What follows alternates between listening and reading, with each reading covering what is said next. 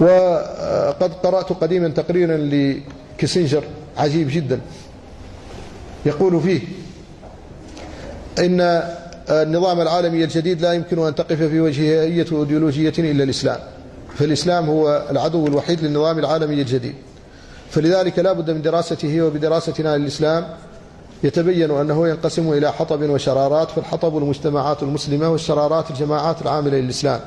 فمهمتنا الأولى الحيلولة بين الحطب والشرارات حتى لا تتصل به، ومهمتنا الثانية وضع مسطرة الخطورة للشرارات حتى نستعين ببعضها على بعض.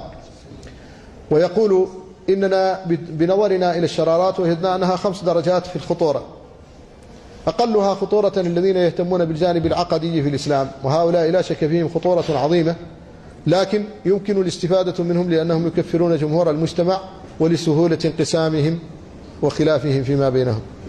بعدهم في الخطورة الذين يهتمون بالجانب الخلقي في الإسلام، يقصد مثل جماعة الدعوة والتبليغ والجماعات الصوفية، وهؤلاء لا شك فيهم خطورة عظيمة لأن لهم قيما مشتركة، والنظام العالمي الجديد ليس له قيم مشتركة، فالقيم الأمريكية تختلف عن القيم اليابانية عن القيم الصينية إلى آخره، لكن يمكن الاستفادة منهم لأنهم يأخذون قيادة المجتمع فيحيدونها من الصراع ويحشرونها في زاوية ضيقة في المسجد.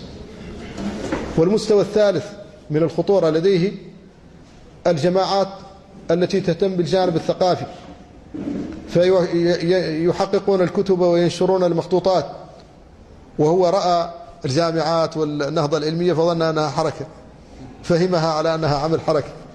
وهؤلاء لا شك فيهم خطورة عظيمة لأنهم يحيون الأمل لدى نفوس الأمة، فتعلم أن لها أمجاد فتطالب بأمجادها، لكن خطورتهم أقل من خطورة من وراءهم. والدرجة الرابعة في الخطورة الذين يهتمون بالجانب القتالي في الإسلام، يقصد الجماعات الجهادية، وهؤلاء لا شك فيهم خطورة عظيمة، لكنهم يبنون تنظيما محكما خلال 3 سنوات ثم يهدمونه بمغامرة واحدة خلال 3 دقائق. والجانب الخامس أخطر المجموعات هم الذين يأخذون بالإسلام شموليا، فيغطون به كل الجوانب، إذا رفعنا أي شعار رفعوه معنا لكن بمفهومهم. إذا قلنا حقوق الإنسان قالوا نعم لحقوق الإنسان لكن بمفهومهم الإسلامي لا بمفهومنا. إذا قلنا الديمقراطية قالوا نعم للديمقراطية لكن بمفهومهم.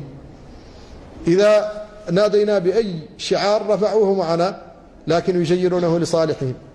وهؤلاء خطورتهم تتجلى في أمرين: الأمر الأول صعوبة كشفهم، فيمكن أن يكون الذين يعدون الدراسات لأعضاء الكونغرس في مكتبة الكونغرس منهم.